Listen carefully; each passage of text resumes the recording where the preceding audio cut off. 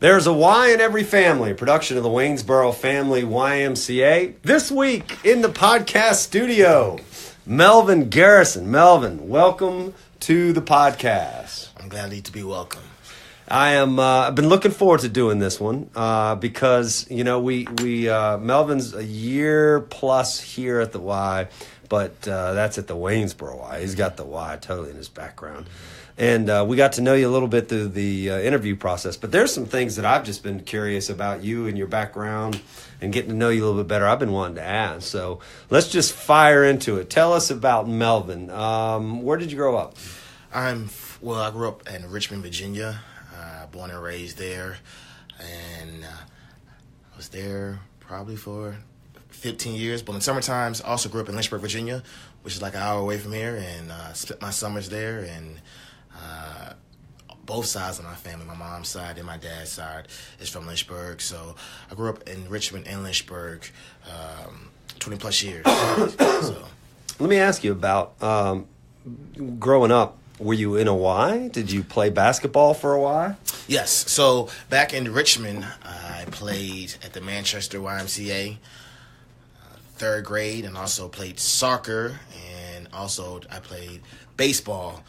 And I grew up in the Y, and the Y has installed me great life lessons through sports, which made me a man that I am today.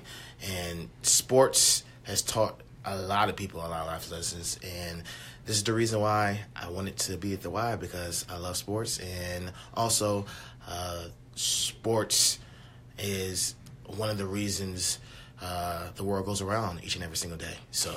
So you and I both grew up playing basketball in the Y. However, your professional or collegiate experience is a little different than mine. Yeah. I just finished playing basketball up there, and I'm nothing but a hack, but still love the sport. You were a Division I? Division III basketball player. 4-year player. 4-year player. And team captain. So how does that work? Where did you go to high school? When did they start recruiting you? So, recruitment, I went to Richmond Christian School in Chesterfield, Virginia. It's a private school. My recruitment picked up my sophomore / going into my junior year. It picked up heavy my junior / senior year. I had some NAIA schools. I had some junior colleges, Division III schools as well. And then I had the opportunity, knocked my list down to like 3 schools, one in the ODAC and one in the USA South. And I picked Avery University in Danville, Virginia. I played for Matt Park for 4 years. And last year I was always starter, started 25 games, and also was a team captain. But yes, I don't like to brag, but yes, I played collegiately for 4 years, and that also has taught me some life lessons too. Well, you should brag, especially because we're trying to be good role models to the kids coming through here, and it takes a lot of hard work. I think we see a lot of kids that come through here that think because they got a little bit of elevation or they got a decent jump shot that's enough. Yeah. But from every level of college basketball, from D1 to D3, you got to have a little bit something extra.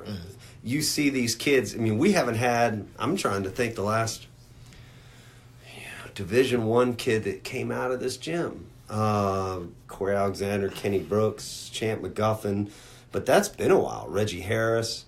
I'm thinking about the current crop. Shy Washington played it was walk-on Radford. We just haven't had, the Graves boy ended up Lynchburg, playing Lynchburg College. What does it take if you got a young listener out here who's got a decent game, what is it going to take him to get noticed by a college?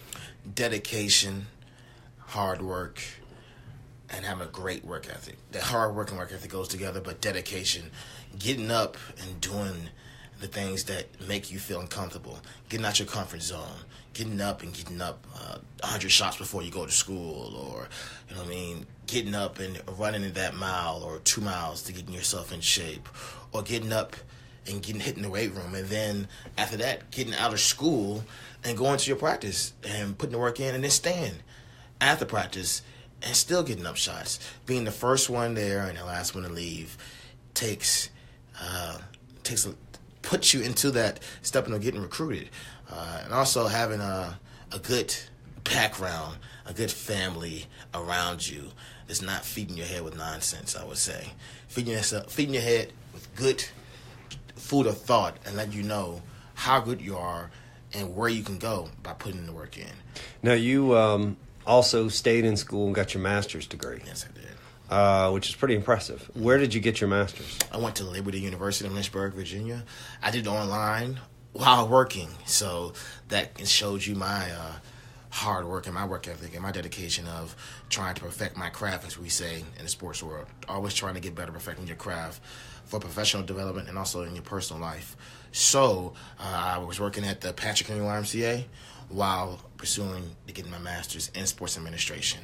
So dedication and hard work runs in my veins. I think it runs in my family. So and you also have to be, to get a master's degree, to get just a 4-year degree, it takes a lot of work ethic, not just on the court, but in the classroom.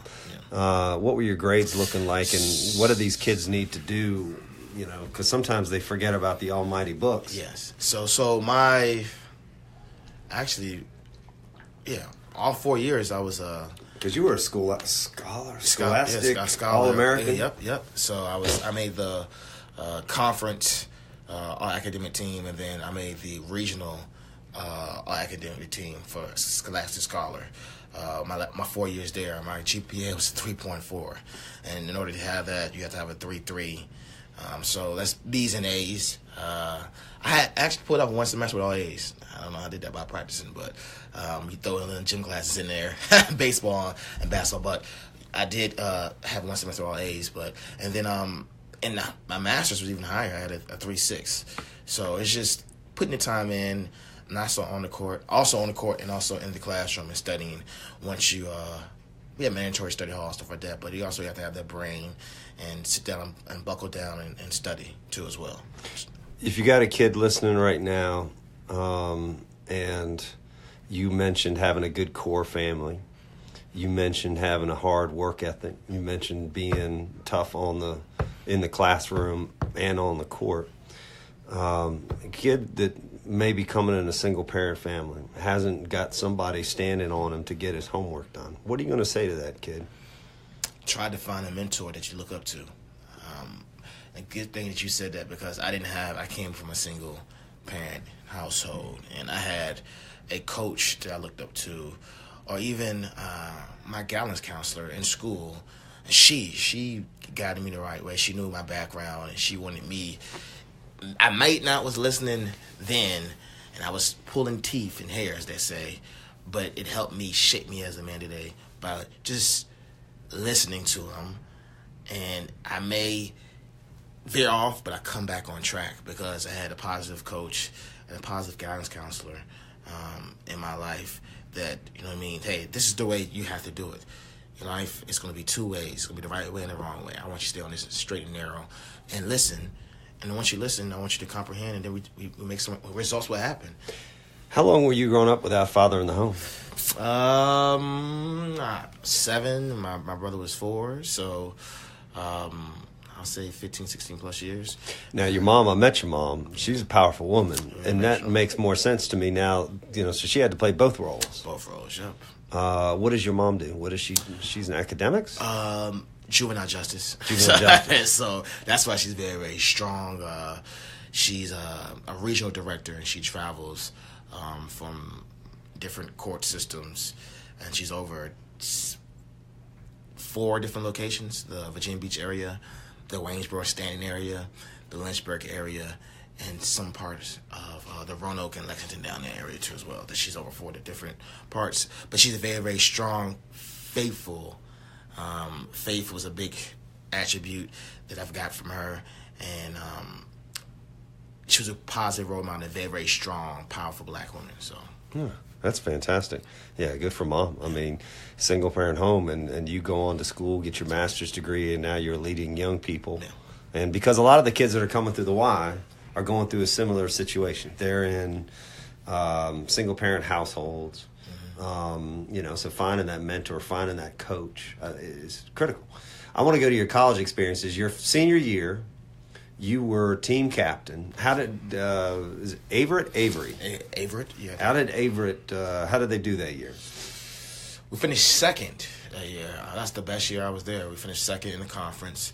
We had a 500 record in conference play. We had a 500 record overall. That year was, I wouldn't say tough, but you had a lot of people looking up to you. You had the freshman class coming in and say, "Oh, I want to beat Melvin in this drill," or "Melvin is busting his butt, getting up in the morning, and I want to be with him, getting up in the morning, getting his shots up over and be in the weight room," or I want to beat Melvin. It's very, very competitive. It brings a competitive spirit out, and that's why we did so good that year, because everybody wanted to beat everybody in each drill. Everybody wanted to beat everybody in the classroom too, and that brought the most out of it because it started with the two seniors who were the captains, and everybody just feeds off everybody else. Now everybody calls me charismatic. You know what I mean? Just my energy flows off on people, and it affected the freshman class, the sophomore class, and even the juniors that we had there. And we played as a one accord because they feed off my energy, and then everything started clicking when everybody plays as a team. It's like that. So my senior year was an eye-opening experience because you're a leader, but also you have to produce, like I said, on the court and in the classroom. And it taught me toughness that I can bring to my everyday life. That, hey, I did this 4 or 5 years ago. I got up and I worked out 5 o'clock in the morning. Then I went to class. Then I went to study hall. Then we went to practice. You know what I mean? So when I don't want to get up to go to a meeting or even go to work, I think about my past experiences, and it gets me up and say, hey, you can do this. So perseverance, resilience, and all that. Toughness. And that year taught me toughness. Who's Averett's number one rival? I would say Ferrum College, but Ferrum is in the ODEC now. Ferrum College was a big rival in basketball. In football, I would say Methodist in Fayetteville, North Carolina. What's your favorite sports memory on the floor, on the court?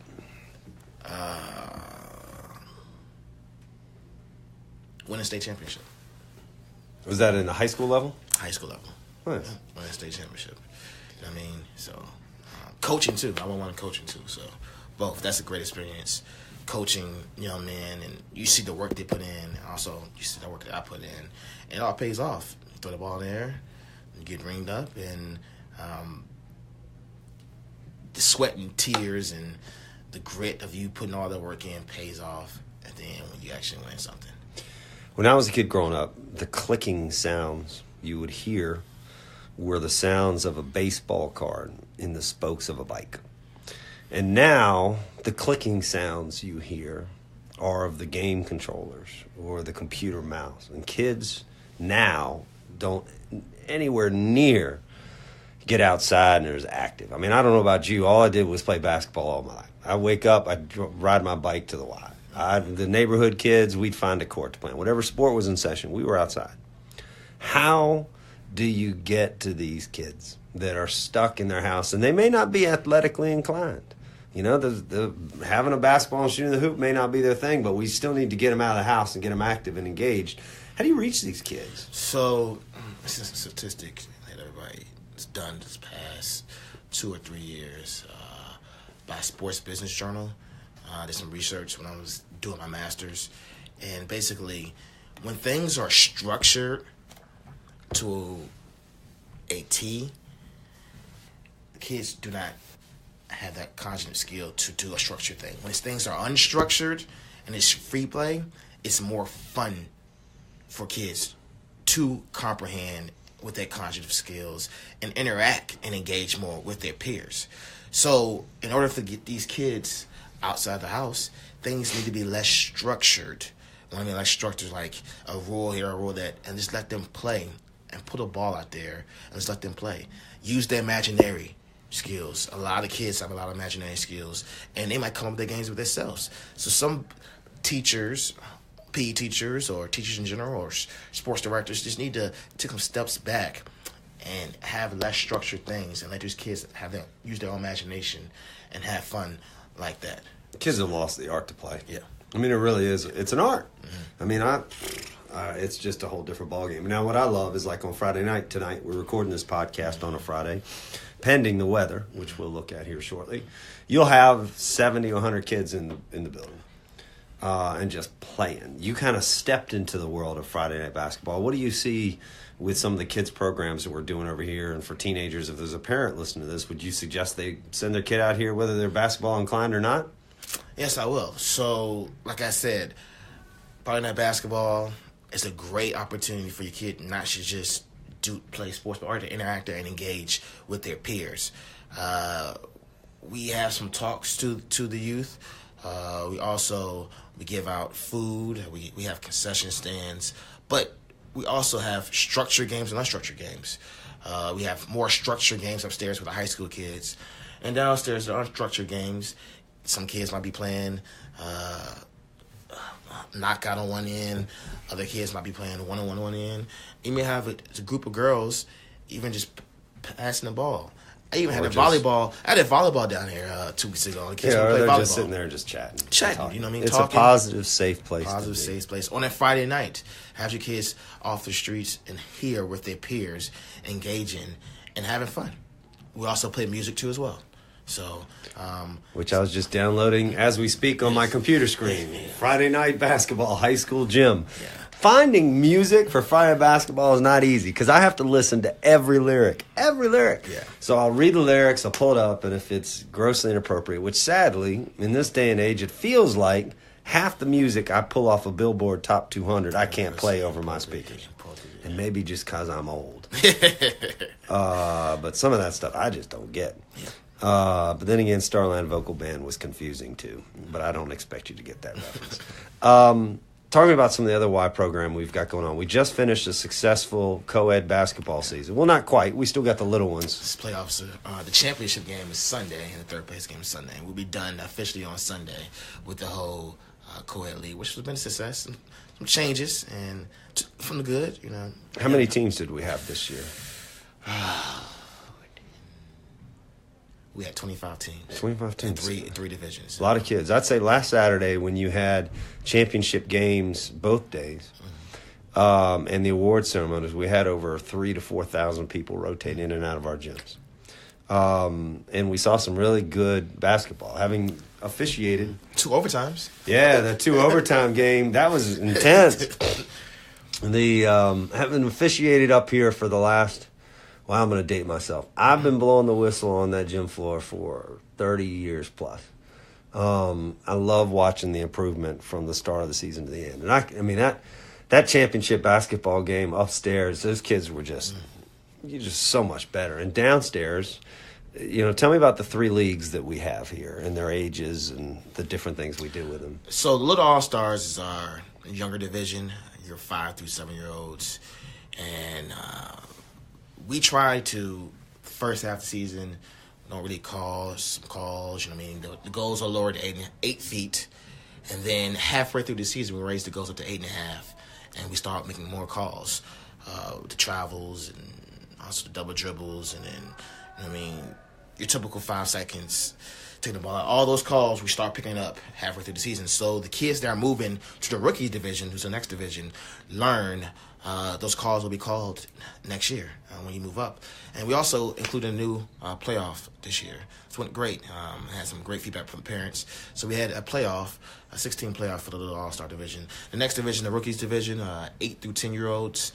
And we had 6 teams in that league this year. And then we started 8.5. And then we moved halfway through the season, we go up to 9. And that we call the majority of everything, moving screens. Jeff made a moving screen call in the playoffs. I agitated a few coaches. It goes with the territory. So, and then I got my whistle in the house. And then the next age group is we should do playoffs for the rookies too as well. The next age group is the junior/seniors division, and that's upstairs, and that's 11 through 15. We're going to get rid of the 16-year-olds next year, you guys. Sorry about that. And we pretty much call everything up there, too, as well.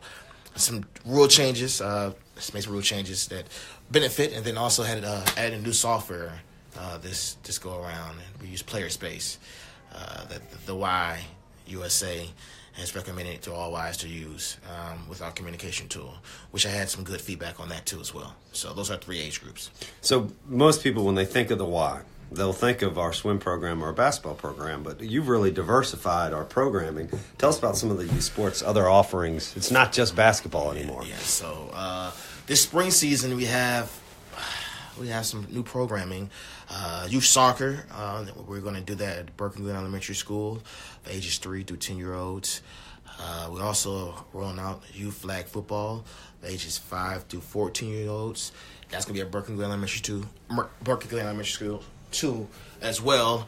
We're also going to do volleyball again, which we did that in the fall, and we also are going to be bringing out some stuff in this summer.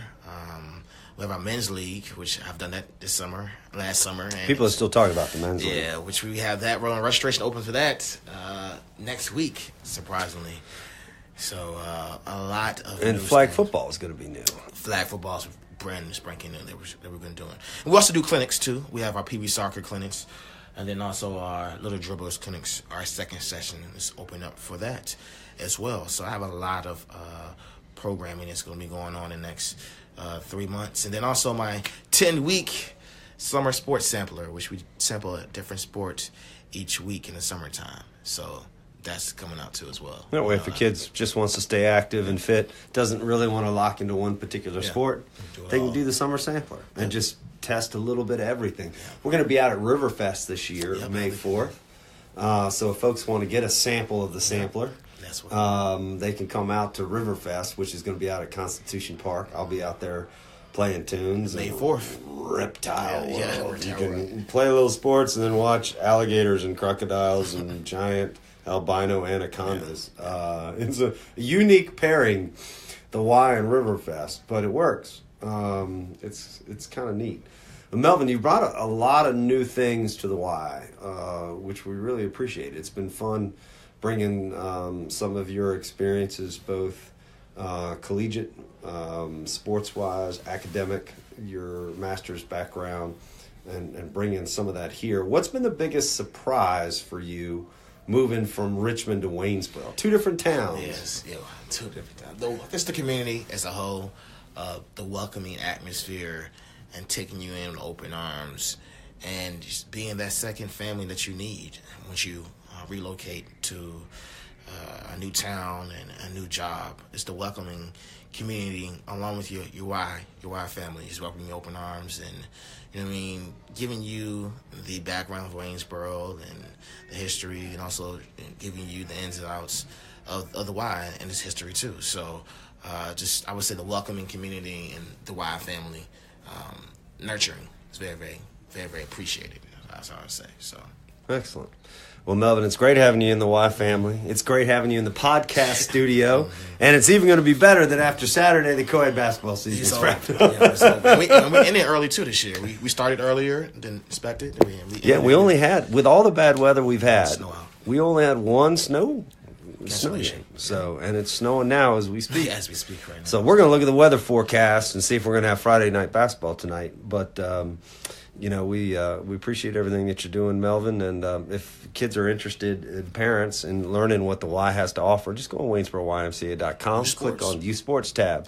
Everything you want to know about our programming. Adult sports for the men's league. That'll be an adult sports. Yeah, that men's league. Can we get a 35 and over group? We try to, and that's in the works this year. We have the gold and silver division. So silver. Ooh, I'm gonna be in the silver division. So yeah, he didn't play last year. So yeah, we're trying to get that. It works this year. What is the silver division? That's the 35 and plus, like you just now said, and then the gold is the 18 to 34. 18 to 34. Yeah. Yeah, I would be silver. Yeah. Silver sneakers, right? Yeah, silver. It's gray in hair, so it'll work for me. All right, well, Melvin, we appreciate it. You guys check out Waynesboro YMCA for all your youth sports programming needs, and have a great day.